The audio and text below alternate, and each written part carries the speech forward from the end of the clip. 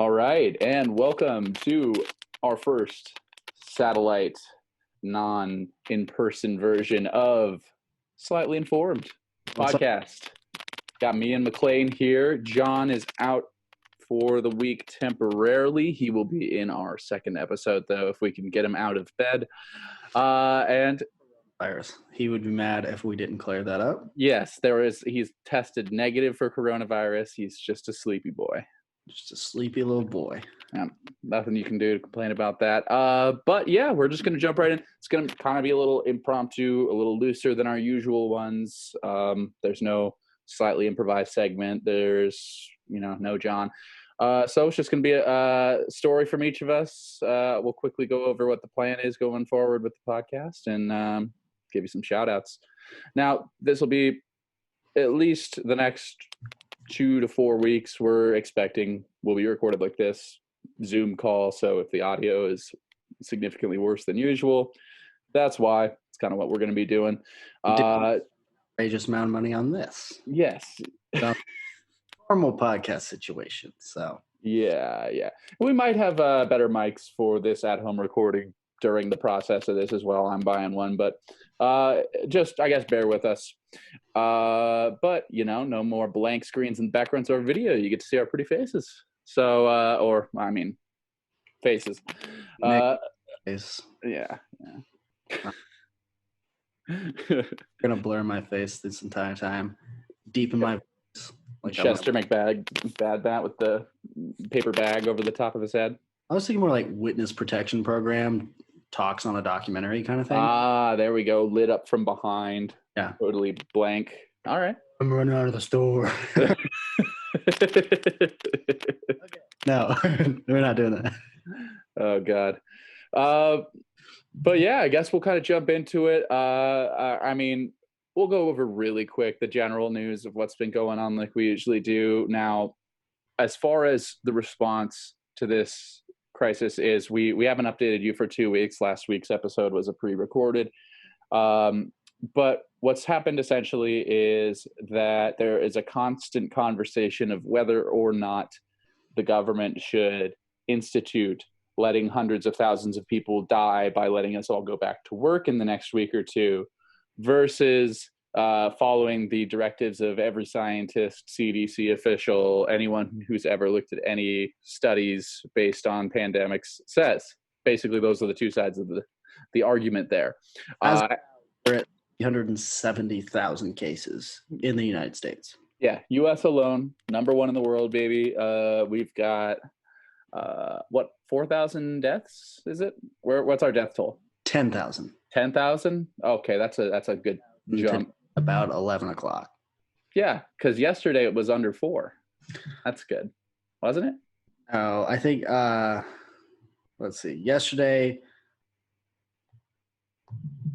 we've had 1,200 deaths in the past 24 hours, but that's still a lot. A lot, but not quite that many. But even though, what Trump said and what everyone in the White House, Republicans, Mitch, everyone's been saying is total nonsense. Bill Mitchell, all these guys, even though it's complete nonsense, they are actually positing an idea. They are saying we should do this stimulus. We should do that. We should, rebuild our economy and all this kind of stuff. And this is speaking to what's actually hurting for most people right now. Most people do not have the virus. Most people do not know anyone that has the virus, or at least anyone that's in critical condition or having to be hospitalized for the virus. It's not a massive number of that. But with the economy shutting down to compensate for that, that's hurting everyone. 30% of Americans are that had jobs, I think, are applying for unemployment benefits now. The system's not meant to take that. What? Do you know the recent unemployment numbers?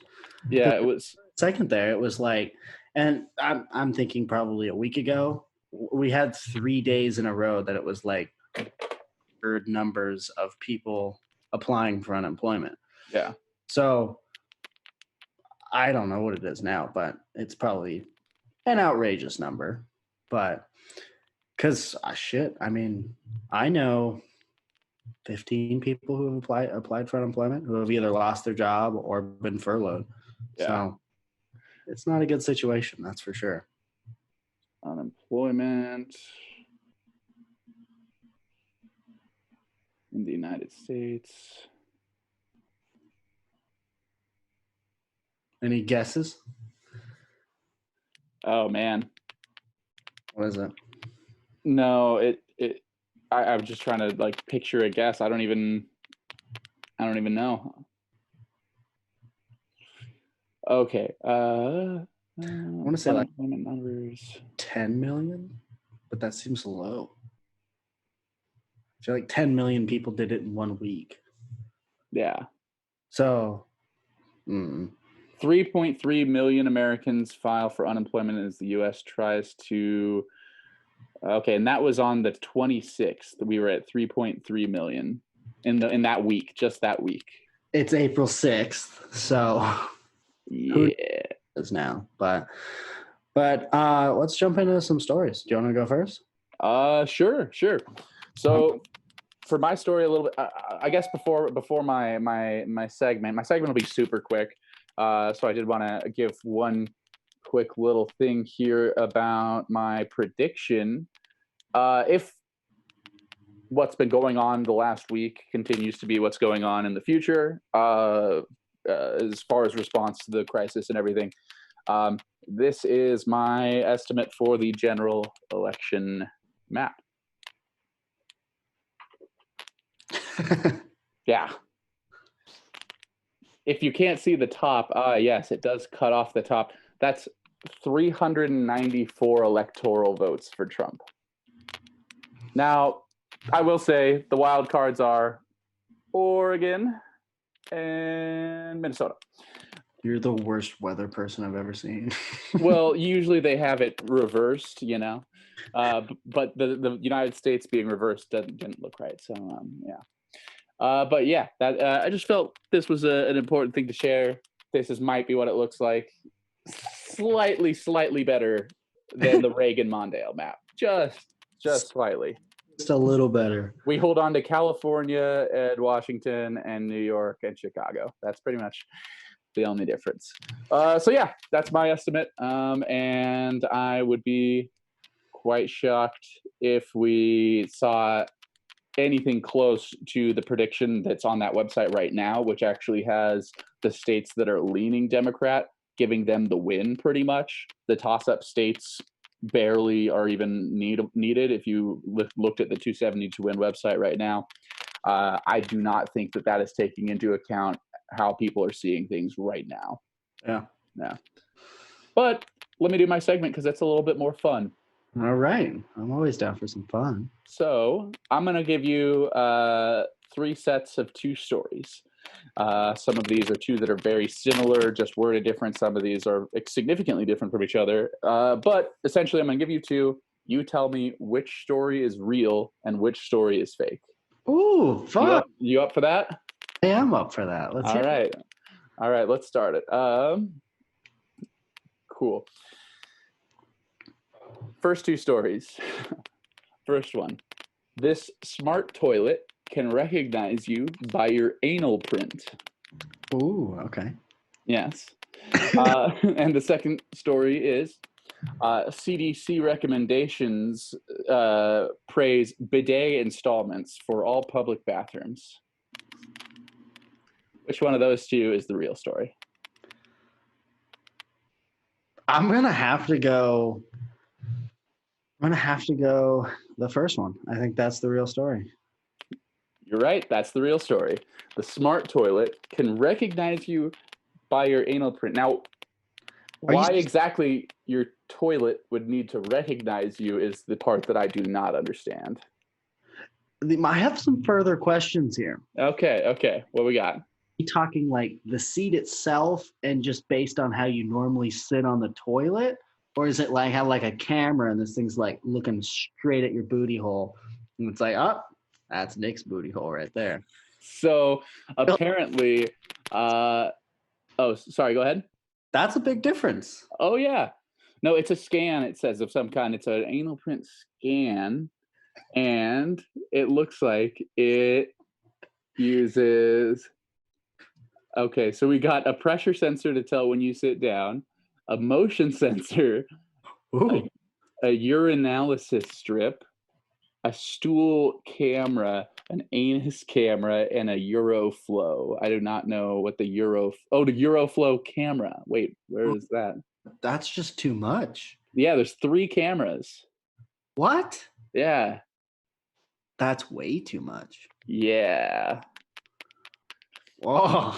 I don't know like what the practical like does it just like it won't spray someone else's butt? Like Get off. yeah, you're not my master. I will not clean your butthole. Yeah, I just don't see any upside for the technology, but you know what? If someone does, you can email us. Email us at informedslightly@gmail.com. If you have one, maybe we bring you on as like you could do a review. Well, yeah, we could interview you about it. Yeah. To know who the fuck would spend, and I imagine it's a lot of money. I mean, it's no one's putting 3 cameras in something cheap. No, right? I mean, yeah, I don't know. Yeah. So that was that one. Okay, what's the next set? The next set. All right. Man makes social distancing rig that keeps everyone 6 feet away from him at all times. Okay. Or man shot 5 people for talking too loud during coronavirus lockdown. Jesus, those are both very plausible. Yeah. I did see a story on a dude who made this like big like disc looking thing, but where did the second story happen? What country? It's that makes the big difference, you know, because if it's like in the U.S., a dude shooting someone for talking too loud, is it that crazy? Let's see. It says it happened in Russia. Ooh. The first one's true. First one's true? Yeah. The social distancing rig? Mm-hmm. Wrong. There was someone who did have a social distancing apparatus, like a disc thing that was around him, but I didn't find any articles about that. The only thing about that was someone tweeted a picture of him. So it's not a totally false story, but it wasn't written up in the news. 5 people for talking too loud. Too loud. Yes. Wow. Yeah. He's in Russia, killed all 5 of them. He had an argument with his neighbors while standing on the balcony of his apartment. Nice. Yeah. Scary. That's why I whisper. We need to add a Russia man segment to our repertoire, I think. Who gets it? Because I already have a Florida man, so I feel like it's you or John. I mean, I've already got the Zion Curtin. I got Utah, so maybe John can be Russia man. Does he have a really good stereotypical Russian accent though? Like you have a pretty solid one. No, he does not have a good Victor voice. But yeah, that's the second set and the final set of stories here. All right, both of these involve Fox News. Oh, so both true. You're both true. Yeah. All right. And these are both written by not Fox News about Fox News coverage, and you can guess which one is right. Okay. First one says, Fox News stars now pretend they never said what they said about the coronavirus. And the second one says, Fox segment, how the China flu can get to you. Oh, God. Which one's the real story? Which one actually ran?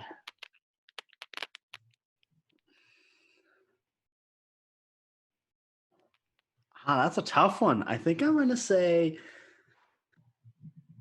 B. It was actually the first one.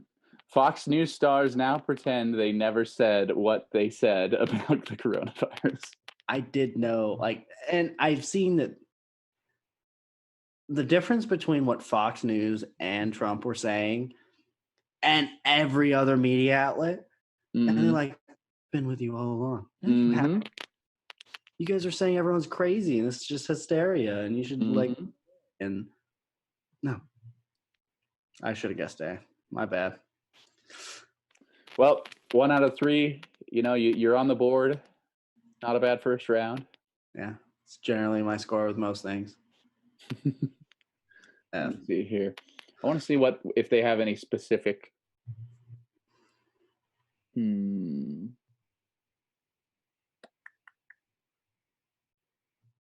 No, I thought there'd be more quick stuff to just go over, like they said that they pretended that they weren't saying. So, well, you want to jump into some shout outs? Yeah, let's do both shout outs and then we'll do your story. Mine's really quick. Mine won't take too long. Everyone already knows a bunch about this. All right. Maybe. I don't know. I feel like a lot of people have said, fuck that. I'm going to stay inside until it's safe and not watch the news because it's outrageous. Yeah. That's kind of almost where I'm at. I wouldn't watch the news unless I have to. So kind of should. Yeah. All right. My shout out.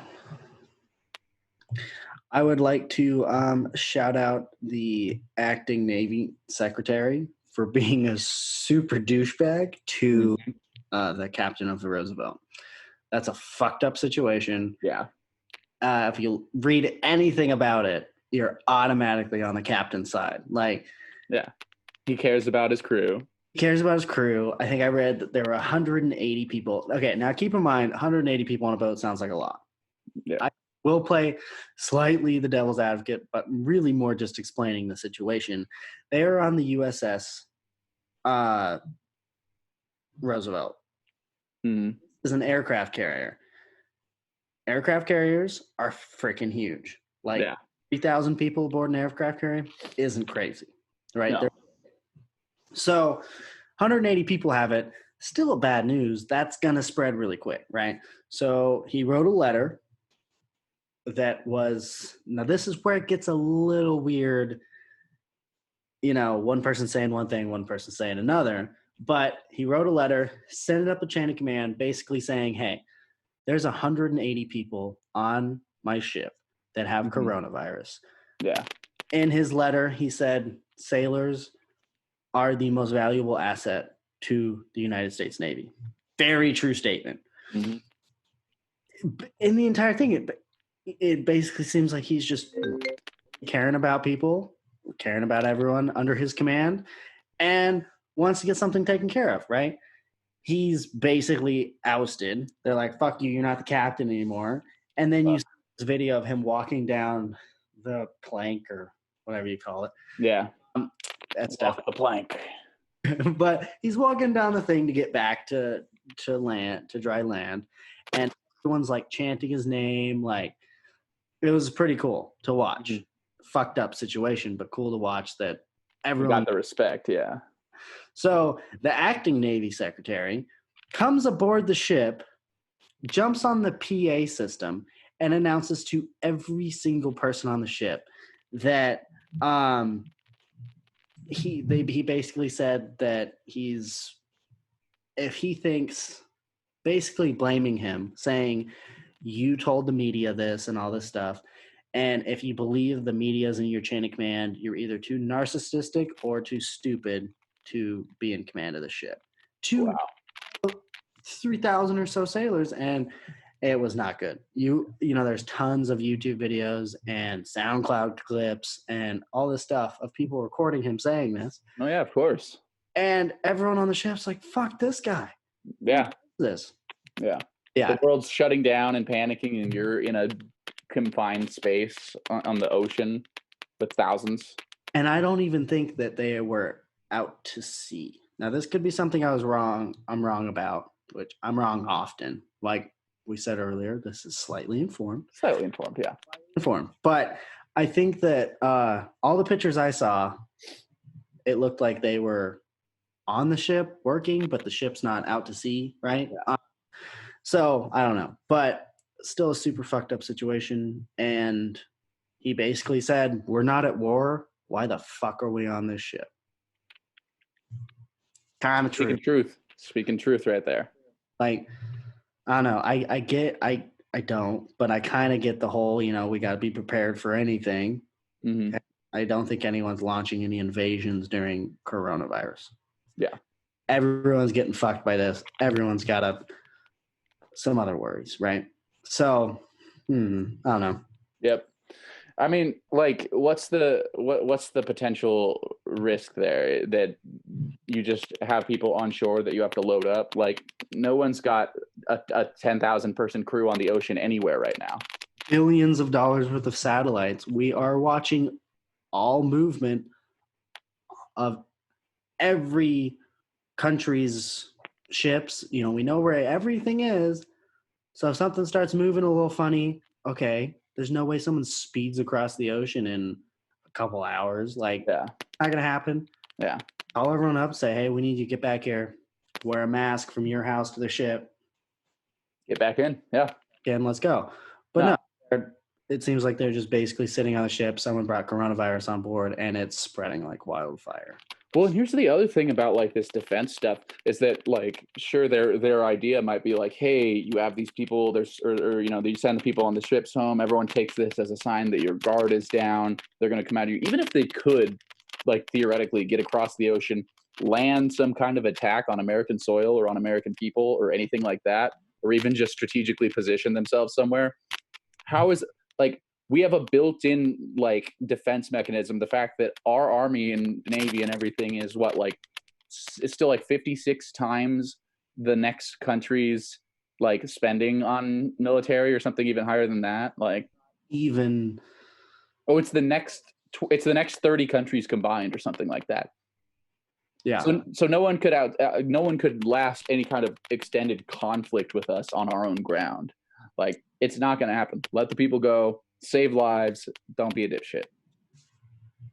Exactly. Whatever. That captain's a hero. I think. I don't know. Shout out. Shout out that captain. So, all right. What's your shout out? My shout out is to a certain enforcing of the rules here that has been kind of funny. Let me see if I've got. I think this is it. Yeah. So, protesters cited with violating order prohibiting large gatherings. These protesters, if you were wondering, were protesting Planned Parenthood and the fact that it is considered essential work. So, yeah, I've never been one to be like, hey, you know what? That person getting arrested probably deserved it. Or like, you know what? This person had it coming. But if you risk your own life and everyone else in the societies just to get out the point that you think that women do not have reproductive rights, have fun in jail, bud. Yeah.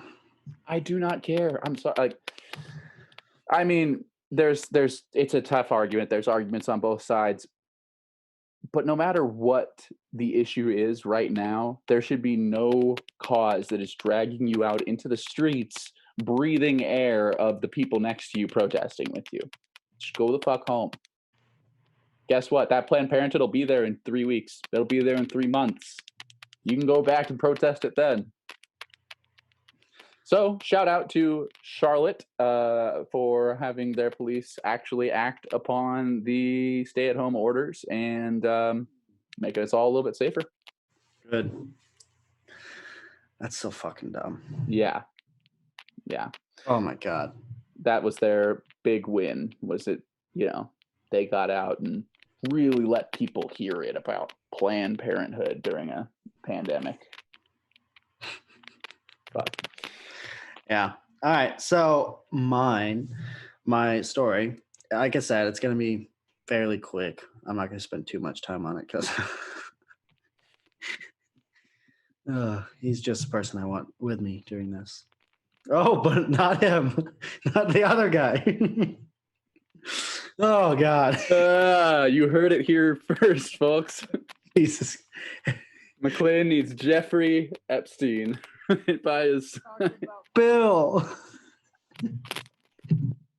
It's you have that fucking picture. Oh my God, I opened my fucking mouth. That's what happened. All right. Even worse, I don't want either of them. So recently, as of I believe this happened today. Sorry, I should know when this happened. Today or yesterday, one of these. Yeah. Reporter during one of Trump's press briefings Hmm. asked a series of pretty straightforward questions that he just expected honesty. I can't fucking deal with you, Nick. Just expected, straightforward answers about this drug that they have been kind of jamming down everyone's throat. Hydroxychloroquine. Did I say that right? Hydroxychloroquine. Yeah, that does sound right. Yeah, hydroxychloroquine. Mhm. Sorry. Struggle with that word, like most words. Slightly informed. Anyway, Slightly dyslexic. and Trump shuts this guy down, tells him to shut the fuck up, right? Fauci gets up. Fauci right now, you ask anyone, he is the leading expert as far as infectious diseases go in the United States. Mhm. I can't, same with a lot of Americans, can't think of anyone who's any higher than he is, right? Yeah. He, definitely leading in his field, right? Oh, for sure. Whatever, we won't talk about that. But very smart guy is asked a question about this drug and the dangers of this drug. Mhm. Who shuts him up? Trump steps in, tells Fauci to be quiet, tells this reporter to be quiet. So a reporter asks the leading expert on infectious diseases what they think, what his personal opinion about this drug is. And Trump tells him, no, don't answer that. You've asked that question too many times. You're not getting an answer. What? And then I believe, I'm totally spacing. I should have looked up exactly who this was. But I want to say it was someone from the AMA, something like that. An actual doctor who has proven themselves, right? They hold a pretty fancy job and stuff like that, has come out, because Trump said, what's the worst that could happen? It either works or it doesn't. This other person comes out and says, well, you could fucking die. Yeah, I was going to say, it's not how drugs work. It's not how you take it. If it It doesn't, either works, doesn't. Drink some bleach. Maybe it does or it doesn't clean out your stomach, whatever. What's Yeah. the worst that can happen? But so they've come out and said, yeah, it could kill you. You shouldn't be giving a drug to everyone in hopes that it might work. Oh, yeah. Originally created to fight off malaria. Mm-hmm. How can you expect a drug? And malaria is pretty different from COVID-19. Yeah, bad. I'm not an infectious disease expert, but there's usually not a whole lot of carryover from one drug's or one disease's treatment to another. Early, yeah. So, and it has not been proven to work. It's been proven to, from based on what I've read, it's proven to it pisses the coronavirus cells off. Oh, it does negative stuff to them. It hasn't proven to kill it or anything like that. Or even reduce the chances of getting it or reduce the time you have it. Seems like it basically irritates it. So please do your research on this. Like I said, slightly informed. A lot of the things I've said are pretty accurate, but as far as stuff like how close COVID and malaria are, I really don't know. That was speculation, but yeah. It doesn't seem like this drug's gonna do too much. And unfortunately, my opinion is that Trump heard that this could help. He latched onto it really early, and he's just trying to ride it out. Oh, absolutely. How many more Americans is he just gonna say fuck you to? Oh, absolutely. No, the thing with Trump is with his being told, I'm sure he was told sometime in the last 3 or 4 weeks, there's not a lot we can do at this point in time. It's kind of, we're a little late. The curve's already going to happen. We're already kind of fucked. And Trump doesn't know how to handle that. Usually it's just something that they're choosing not to solve, but could at any moment fix the problem that's happening. That's what Trump's been used to. That's what he's been accustomed to. So like throwing him this curveball of like, it's a new thing. Sorry, it's a new disease. We don't have a vaccine. Like, when's the last time a new disease came out and a drug, an already existing drug, like treats it or anything even close to that? Can't name any. I mean, It doesn't. Not an disease expert, but you have to vaccinate. Exactly. You have to come up with something, and that takes time. Yeah. And unfortunately, like most countries, you start social distancing and all these preventative steps early, you can stop the spread. Whereas the US just kind of said, oh, it's not here. Oh, yeah. Yeah. That thing that's happening over in China, why are we going to freak out about it? New York right now. Yeah. Not good. Yeah, like Wuhan bad. Like worse than Wuhan bad. Yeah. Way worse. There's more people infected in New York right now than there ever reported was everywhere in Wuhan. Entire country of China. Like, there's so many people. Yeah. And people are, I mean, it's terrible, and I hate, people are dying. Yeah. It's dropping like flies, and that's might be kind of insensitive, but they really are. There's that many people dying that it, you check in and see the latest numbers, and it's like, oh my God. Oh my God. Yeah. It's bad. And they're like using this as an opportunity to like attack the people who are pointing out that we're uniquely vulnerable to this happening. Yeah.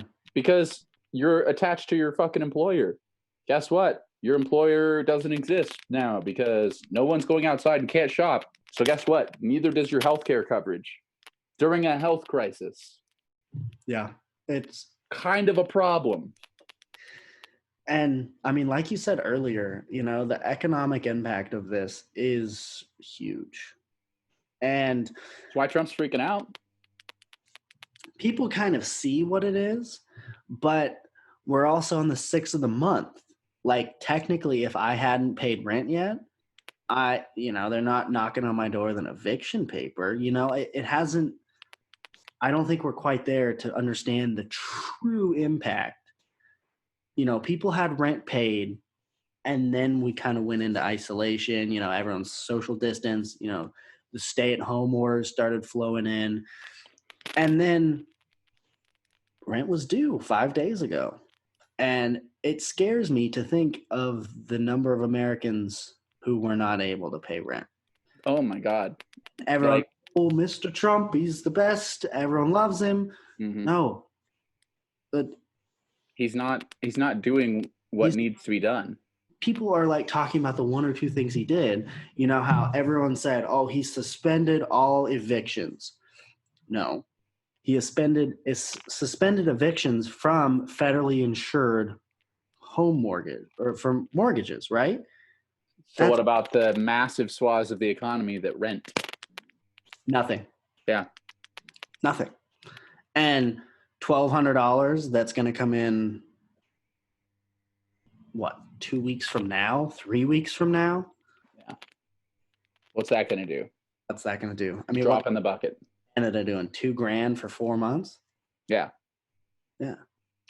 Pretty easy to do something that would have a significant enough impact to actually balance this. Like, it's pretty simple. The long-term problem is not that the stores are shutting down and that the supply chains aren't going to be able to keep up or any of that.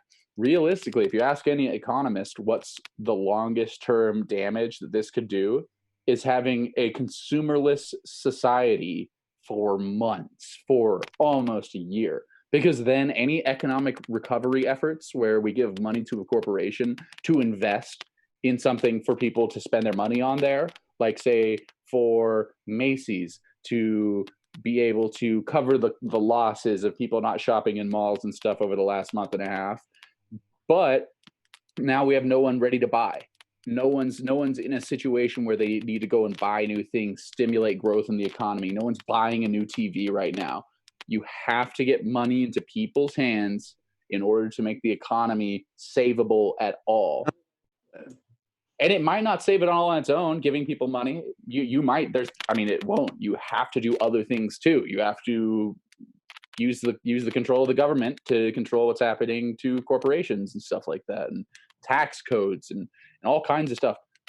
But if you don't have that fundamental basis, that foundation of consumers being able to buy things, we'll never get out of it.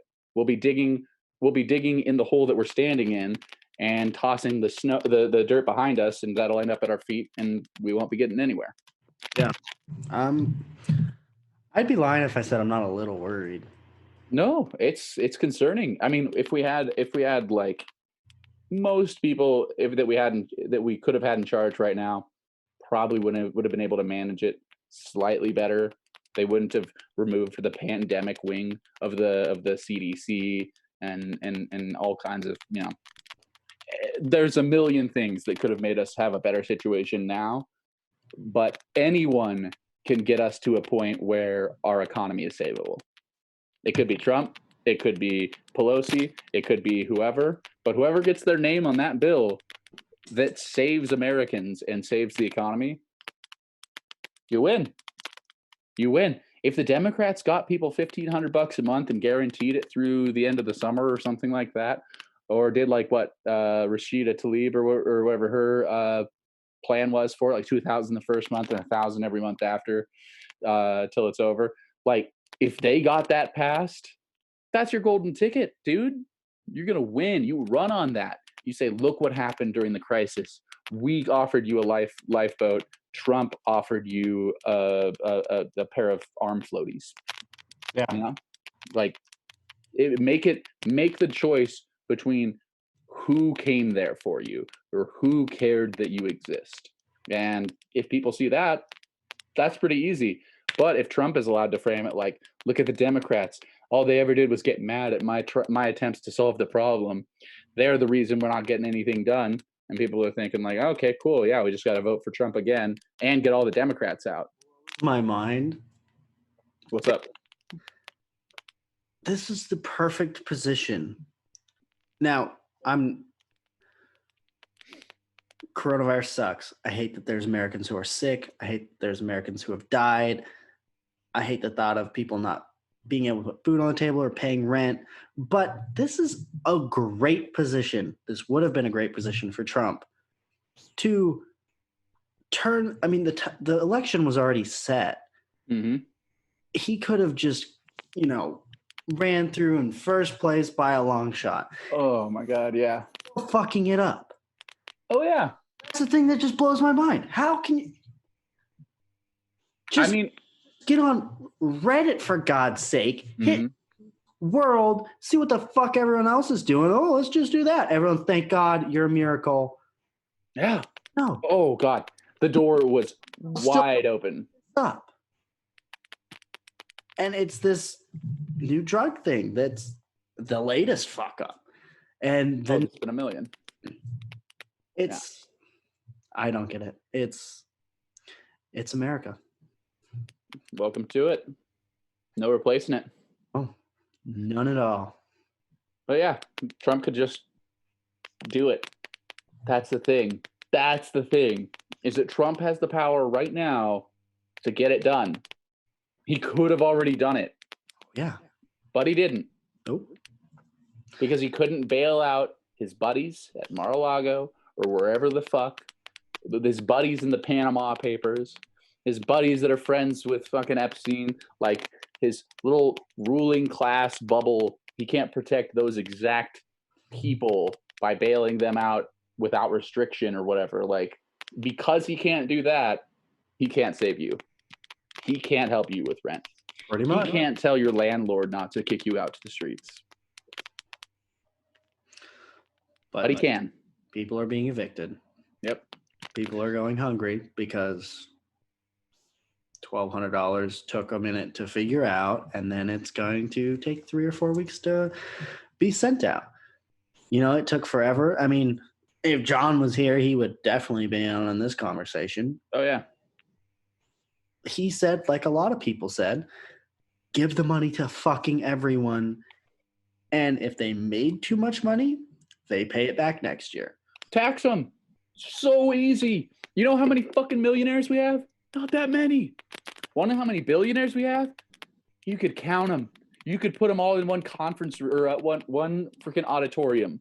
You could put them all in there. That's the people you have to bill at the end of the year. Okay. It's not a huge list. That's back. Yeah. Yeah. That's so easy.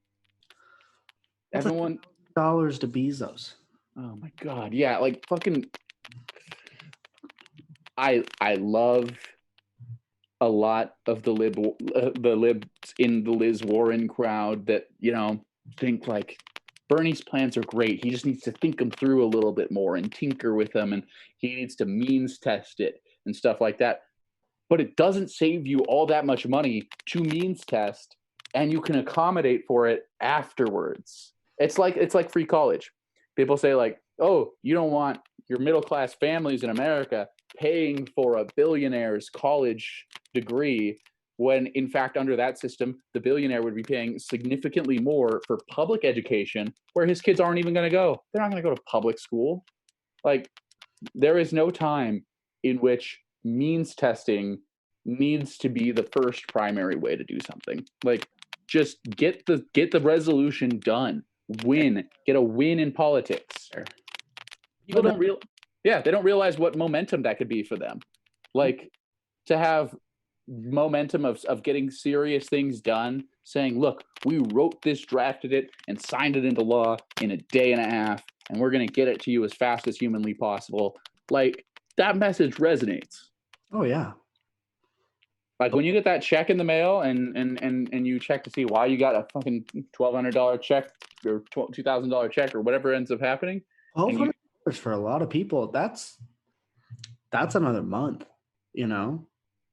And for a lot of people, that's fucking rent, you know? But some people, that's nothing. People, $1,200 goes a long way. Mm-hmm. But still, a bunch of Americans who aren't getting $1,200 mm-hmm. because, or who are, but they live in like New York. If you're homeless, you're not going to fucking file your taxes. Yeah. You don't have a physical address to mail it to. You don't have a checking account to put it into. Yep. Tons of people who need it more than anyone else. Yep. And yet they aren't getting it. Oh yeah. No, like, there's a whole different thing. That has nothing to do with how fast they did it. That's just but it's still. But get it out to people. Yeah. And that's another thing that requires some serious thinking. Stuff like that. People who don't have a physical address. People who didn't file their taxes. People who don't live at that address. That, not if college students are going to get it or not. Thank you. That is it. Just get down the important details. There are things that have to be ironed out when talking about this thing. We're not saying it's so simple that you write it on a piece of paper, every American gets $1,000, and then like signed it and just figure it out later. Like, no, there's logistics. There's problems. Figure those out. Yeah. Use your time for that. Not having a debate on whether or not you should even be doing it. I didn't pay quite as much attention, and I can't remember, but I'm surprised that no one slapped on anything fucking crazy on the bill. Right? Like, oh, you know, we'll pass this if we can get like school prayer. Yeah, yeah. What?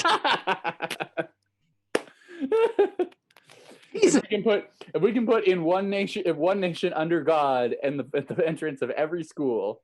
Exactly. We'll give you your stimulus bill. But not everyone.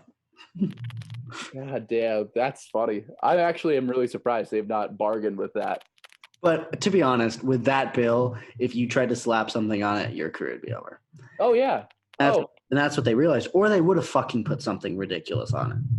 Yeah. I mean, well, that's another thing. Sometimes they'll do a bill to like act like they're trying to get something done, but put something so ridiculous in it that like the opposition has to vote it down. And then you can be like, look, we tried. Tried our best. Nothing we can do. Yeah. It's fucked up. I don't know. I feel like when we end this episode, we need that song, This Is America, to play at the end. Oh, my God. It fits this perfect because it's so true. Oh God, I just can't. Whatever. I'm glad some Americans are getting checks. It helps some people. I wish the time would have been spent on how we can help more Americans. Yeah. And if for anyone listening to this that's unsure of their, future through the virus, if your hours have been cut, if you have been temporarily laid off, if you have been fired, if your job doesn't no longer exist because your employer no longer exists, apply for unemployment insurance today. That's whether you were full-time and now have to be part-time, whether you were part-time and now have nothing, file it. You're saying insurance or unemployment? That's the same thing. Unemployment insurance is the unemployment benefit. Wells Fargo stopped accepting claims or something like that through unemployment insurance or something like that. I forget. I didn't deep dive into it, to be honest. At least in Utah and Idaho, it's called unemployment insurance, and that's the unemployment program, essentially. Whatever they call it, unemployment. You know what we're talking. Sign up for it. We did some research today. They are issuing $600 additional per week per claim for anyone that is signing up for unemployment insurance right now. So a lot of people would be making more money. That doesn't quit your job because you have to prove you were fired or exactly. You do. They will contact your job. They will do that. But if it has anything to do with the events of the last 6 months or whatever, or last month and a half, extra $600 per month. That's an extra $2,400 or $600 per week, $2,400 per month in your pocket when you're hurting, when you need it. Just felt like that's something that some people don't know is accessible to them. Like someone I know was working full time, 46 hours a week, and had to get cut down to about 9 hours a week, and he still gets $300 a week from unemployment insurance, and going forward will get $600 a week for unemployment insurance on top of that 300. That's someone who's still technically employed. He's still working. So anyone who is at a financial disadvantage due to the hours you're available to work now, go to unemployment insurance and sign up for that. You get a ton of extra benefits, and a lot of people, that will make the difference. Like living in New York, getting a $1,200 check, that's your rent. Like in a shithole. Yeah, that's your very bottom level rent. Yeah. So especially for people like you, get that unemployment insurance in there. Or apartment in New York. What? I said I'm sorry to anyone who lives in a $1,200 apartment in New York. Yeah, seriously. Your $1,200 apartment in New York is about a $500 apartment here. So if that. Yeah, maybe less. Yeah. $1,200 in New York goes too far. So $1,200 in New York's like a broom closet, basically.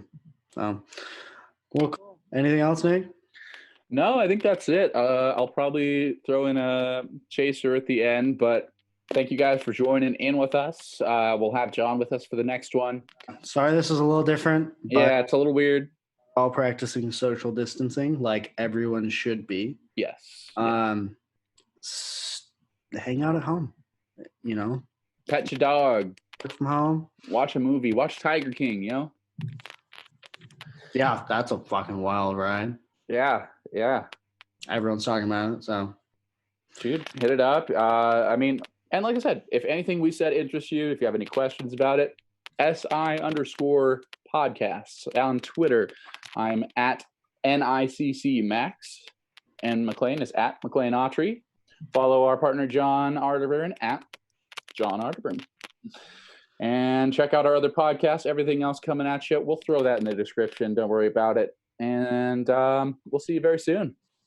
If you guys, if you enjoyed this, share with some friends. I like you guys know, we're just starting out, and we'd appreciate as many shares as you can. So yeah, we'd appreciate it. All right. Well, shout out everyone. We love you guys. Go Bernie. Very much. All right. Later, guys. Later. Oh my God, no. No. Yeah. No. Did you hear the best part though? He said he's not the only